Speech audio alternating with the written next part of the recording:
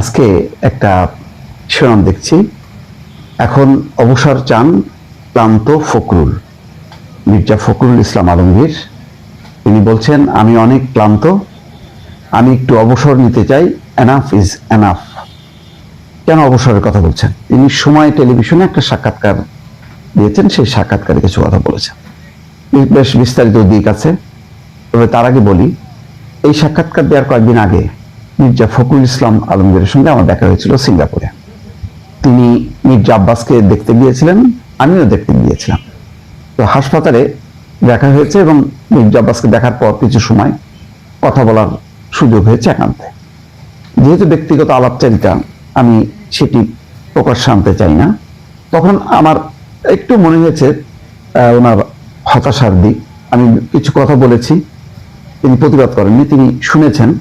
তবে যে দু একটা শব্দ তিনি উচ্চারণ করেছেন, সেই শব্দের মধ্যে আমি কিছুটা হতাশার সুর দেখতে পেয়েছি।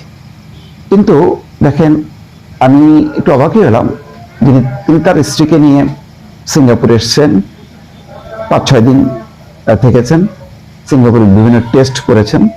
হয়তো অনেক জটিলতা ছিল, ওনার নিজের কোনো জটিলতা ছিল বলেননি, সম্ভবত খবরে যা দেখেছি ওনার স্ত্রীর। যাই হোক, এরপর আজকে দেখছি যে উনি একটা বেশ লম্বা ট্যুরে গেছেন চীনে। দলের মহাসচিব বলতে সেকেন্ড ইন কমান্ড, চেয়ারম্যান বা চেয়ারপারসন তারপরে, অর্থাৎ তারেক রহমানের পরেই তার এখন অবস্থান হওয়ার কথা। এখন এত চাপও থাকার কথা না, যে চাপটা তিনি সামলেছেন গত 15টা বছর, তার একটা লম্বা সময়, সরকার বিরোধী আন্দোলন, 2-3 বার জেলে গেছেন, সেই চাপটা, শারীরিক অসুস্থতা সত্ত্বেও সেই চাপ সামলে কিন্তু তিনি সক্রিয় ছিলেন। এখন অনেকটা সরকারি দল, তার উপর তো তেমন চাপ নেই। কেন এখন ক্লান্ত বুঝতে পারছি না। নিশ্চয়ই তার শারীরিক অবস্থাটা তিনি নিজে জানেন, তার দল আরও ভালো করে জানেন। কিন্তু এখানে কোনো সমস্যা হচ্ছে কিনা দলের ভিতরে, আমার প্রশ্নটা এবং উদ্বেগটা সেখানেই।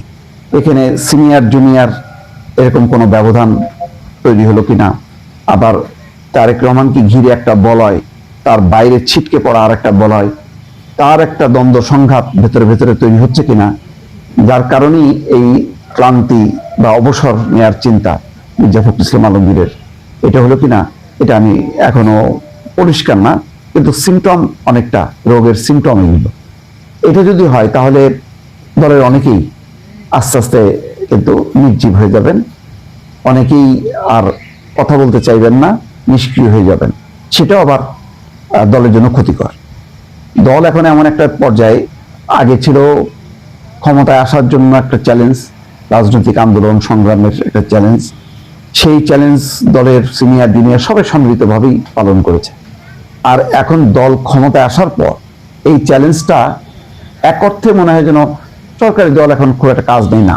অনেক বড় চ্যালেঞ্জ হলো এই যে, আগের যেই ব্যর্থতা ছিল, আগের যেই পরিস্থিতিটা ছিল, যেই আস্তে আস্তে দুর্নীতির গহ্বরে দেশের এই ইকোনমির খারাপ অবস্থার দিকে চলে গেছে, সেটা তো এখনো কাটেনি। গত 18 মাসে ইউনূস সরকার কিছুই করতে পারেনি।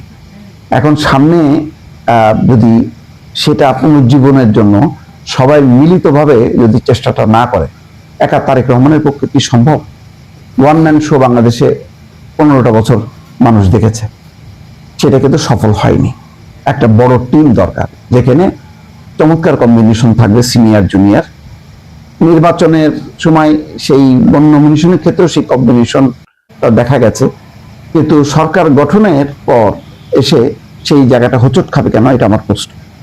এখানে যেই কথাটা তিনি বলেছেন যে, আমি খুবই ক্লান্ত, আগামী কাউন্সিল পর্যন্ত থাকতে হচ্ছে, কাউন্সিলের পর অবসর নিতে চাই, আমার অনেক বয়স হয়ে গেছে, অসুস্থ হয়ে যাচ্ছে।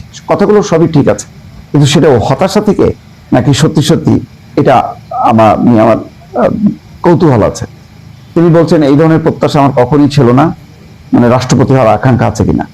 আমি এ পর্যন্ত যেখানে এসেছি, এটা আমার ভাগ্য নিয়ে এসছে, আমার কাজটা ছিল, কিন্তু আমি আমার আকাঙ্ক্ষা এখানে নিয়ে এসছি বলে মনে করি না। সর্বশেষ কাউন্সিল হয়েছিল 10 বছর আগে, 2011 সালে মার্চে ভারপ্রাপ্ত মহাসচিব হন মির্জা ফখরুল।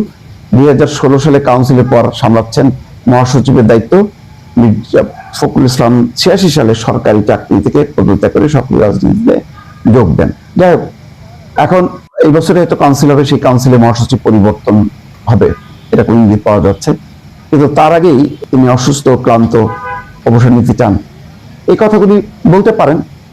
কিন্তু এই সাথে সরকার পরিচালনায় এখন সিনিয়র জুনিয়র বিভক্তি, সেই বিষয়গুলো যদি সামনে চলে আসে, যেমন যদি মনে করা হয় যে সালাউদ্দিন আহমেদের উপর অনেক বেশি নির্ভর করছেন তারেক রহমান, এবং সালাউদ্দিন আহমেদ যেহেতু মহাসচিব হিসেবে সামনে চলে আসবেন বলে আগে থেকেই একটা পরিস্থিতি তৈরি করা হয়েছে, সুতরাং সেই কারণে অনেকটা হতাশ হয়ে মির্জা ফখরুল ইসলাম আলমগীর নিষ্ক্রিয় হয়ে যাচ্ছেন বা একটু দূরে দূরে থাকছেন। সিঙ্গাপুরে 6 দিন, এখন 10, 11 দিন, 12 দিন থাকবেন চীনে। এটা যদি হয় তাহলে এটার প্রভাব পড়বে যে দলের সিনিয়র নেতা যাদের বুদ্ধি, যাদের ত্যাগ, এগুলোকে অস্বীকার করা হবে। সুতরাং আমি জানি না এই পুরো বিষয়টা কিভাবে তারেক রহমান সব দিক বিবেচনা করে সামলাবেন। এটা হয়তো দলের আভ্যন্তরীণ ভাবে এটা একটা বড় চ্যালেঞ্জ হয়ে যাবে তারেক রহমানের জন্য।